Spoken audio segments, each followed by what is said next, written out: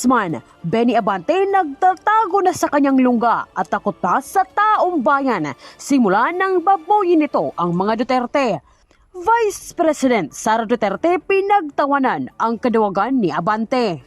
Pero bago ang lahat, kung hindi pa kayo nakapag-subscribe sa channel na ito, please do subscribe para mas maging updated pa kayo sa mga susunod kong mga videos. Maingay nga ngayon sa mundo ng social media ang pagtatago ni Benny Abante sa kanyang lungga matapos itong kamuhian ng taga Maynila dahil sa kanyang walang katapusang paninira kay BP Sara. Matatandaang sinabi pa nga ni Abante na wala umanong nagawa si BP Sara sa Maynila at tuluyan naman itong pinatot sa dahan ng kanyang anak at sumobra pa sa kakapalan ng mukha nang sabihin nitong wala umanong naiambag si BP Sara sa Maynila. Kaya naman BP Sara rumesbak. Ayon pa sa kanya, BP Sara rumesbak sa anak ni Representative Abante. Hindi po ako ang nauna. Una po sinira ni Abante ang pangalan ko nang walang rason. Baka nakakalimutan nila na isa sa mga extension offices ng Office of the Vice President ay nasa syudad ng Maynila, nandun sa isang barangay hall nila. Ang kinikater noon ay buong syudad ng Maynila. Extension office yon ng PAD namin. Public assistant test namin sa Office of the Vice President. Kay Abante. Kasi kung matatandaan ninyo, simula po nito nung nagpunta po si Pangulo. Pwede rin. Mas gusto ko ng Pangulo. Vice President Sara Duterte sa Maynila at kung saan pinakita niya yung picture ng ni Abante na nakaganon, nakadila. Di ba? Kitang-kita naman po natin yon, di ba? At alam mo sa sobrang tindi kasi may balita ako dyan sa Maynila. Ito, bali-balita ako lang naman po galing po dun sa isang kaibigan nating matikas dyan sa Maynila. Sabi ba naman niya, yung si Abante daw, ito si Congressman Abante, natatakot na daw ito. Natatakot na daw ito na lumabas dyan sa lungga niya. Hindi na daw ito kasi nga po nagagalit sa kanya yung mga tao. Yun ang siste, yun daw nangyayari. Natagalit na ho sa kanya yung tao dahil sa ginawang pambababoy nito ni Congressman Abante sa mga Duterte. Alam mo naman ang Maynila. Kita mo naman solid na Duterte ang mga taga Maynila. Nakita natin yan talagang pag dumarating si BP Sara Duterte, naku po, nagkakagulong Maynila. Nagkaka-traffic, kaliwat kanan. Hindi, nakita nyo naman, di ba, may video yung nilalabas si Mocha. Talagang alupit pagka si BP Sara Duterte. Kaya nga po, may bali-balitang hindi daw lumalabas, di nangangampanya yan. Hindi ko alam kung ibig bang sabihin ng hindi siya nangangampanya ay dahil natatakot siya o baka kasado na. Hindi natin alam. Anong kasado na? Finish na. Ika nga. Finish na ang eleksyon. Bakit kanyo? Malay mo, may mga kausap na siya. Hindi natin alam. Hindi ko sure. Ito, tinatanong ko nga lang. Tanong nga lang ho ito kasi yun yung the fact na hindi daw lumalabas. Ewan ko kung ano nangyayari sa kanya, kung ba't di siya lumalabas. Baka naman talagang natatakot. Pero gayon pa man, napatunayan ho yan kasi nung nagsalita ho si BP Sara Duterte, kinabukasan, yung kanyang kapatid, anak. Abay nagsalita. Nagsalita sa entablado at galit na galit. Yung parang, ewan ko kung saan mo napulot yung anak niyang yun. Galit na galit. At kesyo kung ano-ano ang mga binato kay Vice President Sara Duterte na wala daw nagawa sa Maynila at wala naman daw siyang silbi, pupunta pa siya sa Baluarte. Kasi bantakin mo pumunta sa Baluarte ni Abante. Pumunta ka sa Baluarte ni Abante, mismong distrito ni Abante at doon ka nangampanya at sinabi mong ito, walang galang to. Bastos ito. Di ba? Yung nakadila, mantakin mo, binaboy ka sa sarili mong distrito. Kung ako yun, iyak na ako. Kung ako yun, takbo na ako sa nanay ko. Totoo naman kahit anong pagbali-balik rin natin mga kababayan, nabahag ang buntot, ika nga. Ewan natin kung totoo, pero nabahag po ang buntot, di umano, allegedly, nitong kongresista na ito. At dahil nga po doon sa pagsagot ng kanyang anak, mukhang nakukumpirma na nabahag ang buntot niya kay VP Sara Duterte. Hindi natin alam kung yan ay katotohanan o bintang-bintan lamang. Although may nagkwento nga sa akin, takot na talaga lumabas yan. Dahil yung mga tao ay sinisigaw ay Duterte. Pag siya ay nakikita. Hindi natin alam. Pero gayon pa man, dun sa banato ng anak niya, abay sinagot na po siya ni VP Sara Duterte. At ang sagot ni VP Sara Duterte ay malupit. Etong sagot ni VP Sara Duterte talaga nga namang simple lang pero rock, ika nga. Nakakayanig. Alam mo, maganda yan eh. Yung prinsipyo na the damage has been done.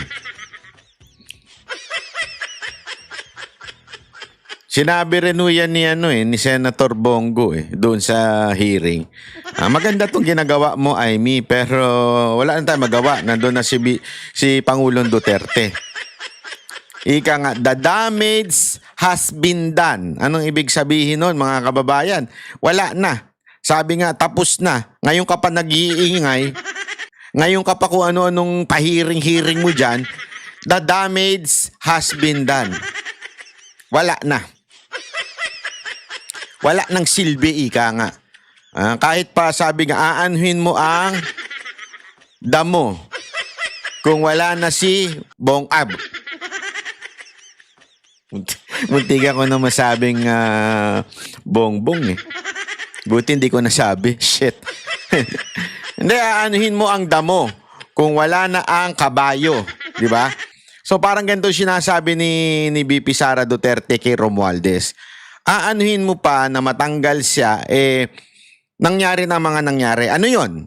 Paalala lang natin mga kababayan. Ano ba nangyari? Una, yung budget. Alam naman po natin yung blanco sa budget. So, nangyari na po yun at ang balita ko nga ito, bali-balita po ito. Yung nagkwento sa akin Kasi kung maaalala niyo, balik lang natin ng kapiraso yung budget. Nabuking yung budget na kung saan ay may mga blanco. Alam nyo, meron daw mga nagalit na ilang kongresista dahil hindi yun ang kasunduan o usapan. Una yun. Pangalawa, may isang malaking religious group, hindi ko na lang papangalanan. May isang malaking religious group na nagalit at sinabing hiningi yung ulo ni Speaker Romualdez, allegedly, di umano daw. Hiningi yung ulo ni Romualdez, sabi. Ibig sabihin daw noon, pinagre-resign si Romualdez.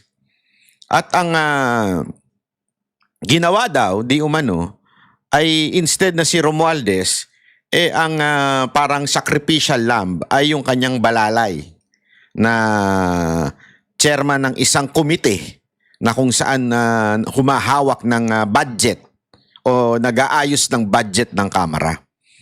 Kaya ang mapapansin ninyo, nag-resign daw yun because of, I think, health reason. Alam mo naman, ganyan naman sila pag nagpapalusot. Health reason. Diba? Pero, ang katotohanan nun ay hiningi daw yung ulo at yun ang parang pinaka-compromise. Ika nga. So, anong ibig ko lang sabihin? Ba't natin pinapaalala yan? Kasi yan yung mga sinasabi ni Vice President Sara Duterte na huli na ang lahat. 'Di ba? Nakatkong na yung budget. Nakuha na, nailipat na yung budget sa ayuda. Kasi ganyan po talagang ginawa nila sa 2025 budget. Ilipat po, itigil. Ang dami yung tinigil diyan. Una, yung sa PhilHealth na pinuna mismo ng Supreme Court, 'di ba? Pangalawa, yung pong mga infrastructure. Sa katunayan, meron ako isang napanood na video na kung saan itong isang congressman na sira-sira ang kanyang lugar. Ang ginawa niya, instead na yung allotted budget for pagpapagawa ng mga roads sa kanyang lugar, ginamit niya sa AKAP, ipinalipat niya. So, nung dineliberate, inilipat ngayon ito sa mga AKAP, AYEX, mga ganyan-ganyang programa. So, syempre, yung kanyang maitim na balak ay napatupad. Syempre, ikaw ba naman, sip-sip ka ba naman kay Speaker Romualdez? Talagang asal ano ka dyan na Panginoon ang dating mo. So, nailipat sa kanya. Hindi ko na lang papangalanan. Kung alam nyo yung lugar na yon, ilagay nyo dyan sa baba. Oh, ang laki daw. Sa katunayan, para ho kayo updated, pinost ko po yan sa social media, sa Facebook. Matingnan ho ninyo. I-follow nyo po ako sa Facebook, Banat by 2.0. Kasi pambihira ba naman yung Banat by? Impersonator daw ako. Kaya gumawa na lang akong bago. Banat by 2.0. Papansin nyo dyan, panoorin nyo po dyan, yung mga video na kung saan nilipat. Sa katunayan, isa sa pinakamay malaking budget pagdating po sa mga ganyang programa ay yung kanyang distrito. Ano ibig ko sabihin, mga kababayan? Yan din po yung ginawa na sinasabi ni VP Sara Duterte na wala na. Nangyari na yung mga nangyari. Nakatkong na.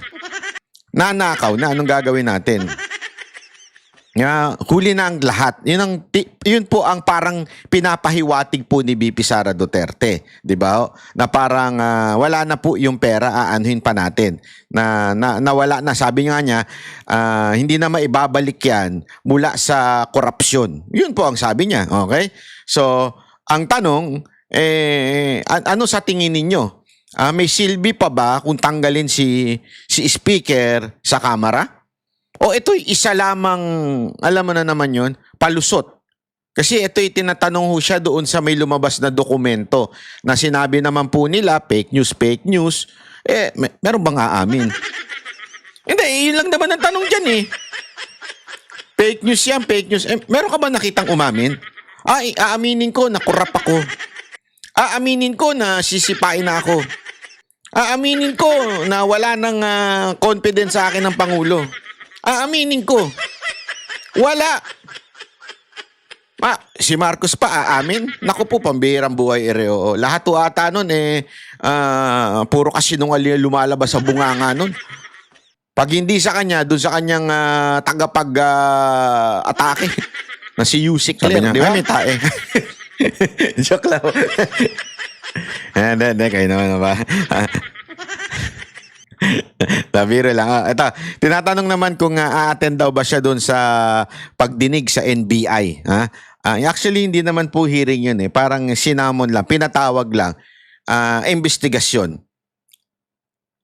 Alam mo mga kababayan, nakakatawa lang.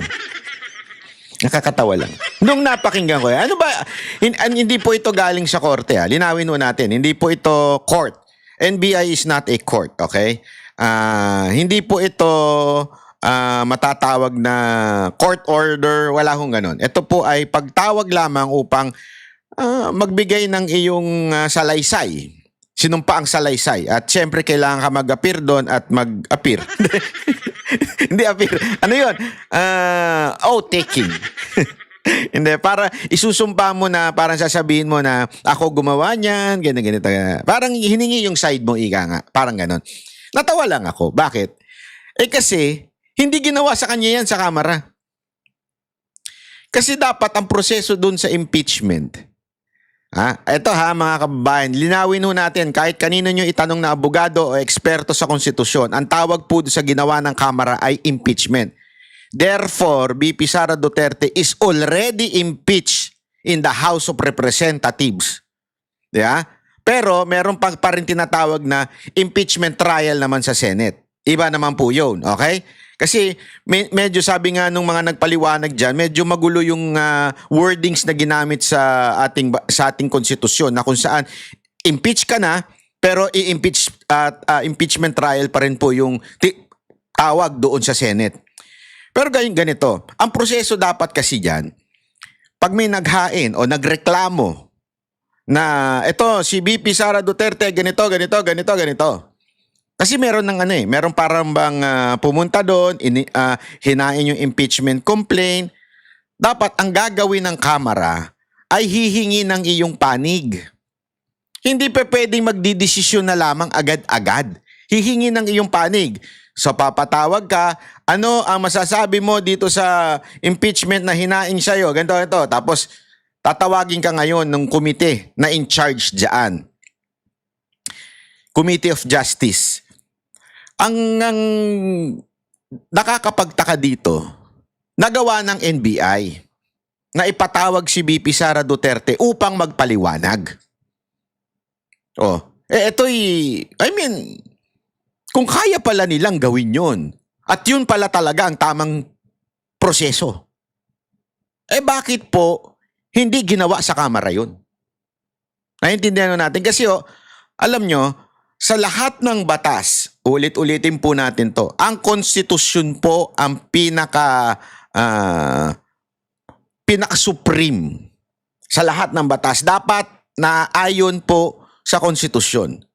Halimbawa, yung batas na pinapatupad ngayon sa Kamara, ibig sabihin yung alituntunin dyan, yung impeachment, kailangan meron pong pagsasang-ayon sa batas ng konstitusyon. So anong ibig sabihin ko? Ang sabi po ng ating konstitusyon, ang lahat po ay merong due process. Ibig sabihin, pag ikaw ay pinagbintangan, pag ikaw ay inakusahan, ikaw ay dapat dumaan sa due process. Walang ginawang due process kay VP Sara Duterte doon sa impeachment na ginawa ng Kamara. Ni hindi man lang siya pinatawag at pinagpaliwanag o depensa ng kanyang sarili doon sa impeachment complaint. Basta na lang puwersahang di umano binayaran ang mga kongresista upang pumirma sa impeachment complaint na yun. Yun ang problema ngayon. Ngayon nga, kinakarma ho ang mga animal at mga demonyo. Bakit? Yung mga kongresista ho na pumirma, sila po ngayon ay nanganganib sa eleksyon. Bakit to? Talagang kung hindi sila binubu, kung hindi man sumisigaw ng Duterte ang mga tao, ay wala akong napunta sa kanilang mga pagtitipon. Diba ho? Bakit? Kasi nga po, ang tao ay talagang antiwala pa rin sa mga Duterte more than anything else. The Duterte are not perfect. Baka sabihin nyo sinasabi kong perfecto ang mga Duterte. No. There is no such thing as perfect human being. But, yung mga ginawa ni Pangulong Duterte, ginawa ni VP Sara Duterte, ay sobrang layo naman sa mga ginawa ng ibang politiko. So, therefore, talaga nga naman mga Pilipino ay nabilib sa mga Duterte. They are true. They are honest. At higit sa lahat, hindi ho sila katulad ng ni Marcos na kung saan gumagante, hindi, alam mo yon, hindi iniintindi ang pagsisilbi sa bayan. Ang talagang iniintindi lang niya ngayon ay yung maipanalo yung kanyang mga bata. Kasi mapapaya nga naman siya.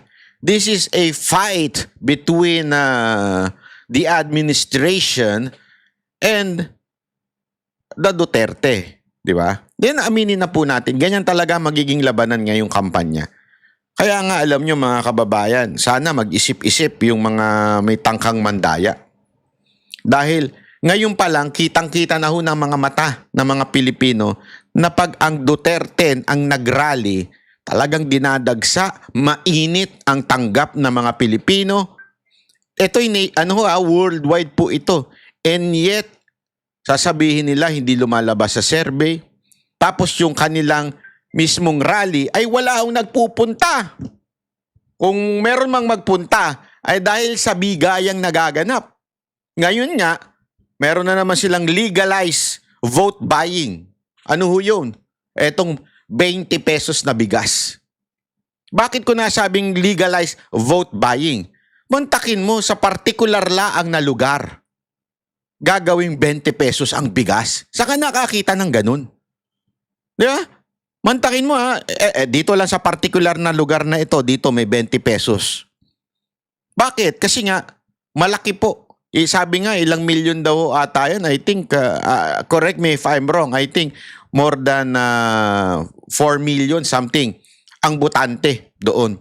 At hahatakin yan yung mga kandidato nila. Diba? Ang lupit ho nangyari na ho yan.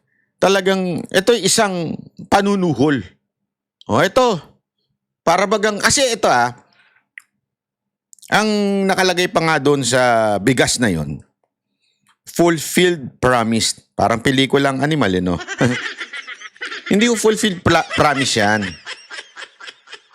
Meron pang isang tanso vlogger na nangangalang Sangkay, yung nagpakalat ng Talano Gold. Ang sinasabi niya, bakit wag tayong bumoto ng mga kandidatong ayaw sa 20 pesos na bigas? Ang hina talaga ng kokote nito ni Sangkay, no? Hindi na nagbago. Talagang ever since talaga, mahina talaga itong mamang to. Alam mo, hindi ho naiinis ang tao doon sa 20 pesos na bigas. Ang problema kasi dito, yung niloloko nyo ang taong bayan. Niloloko nito mga politiko ang taong bayan. Ito'y ito'y hilig ni Marcos yung bang panglabas lang na pagbabago.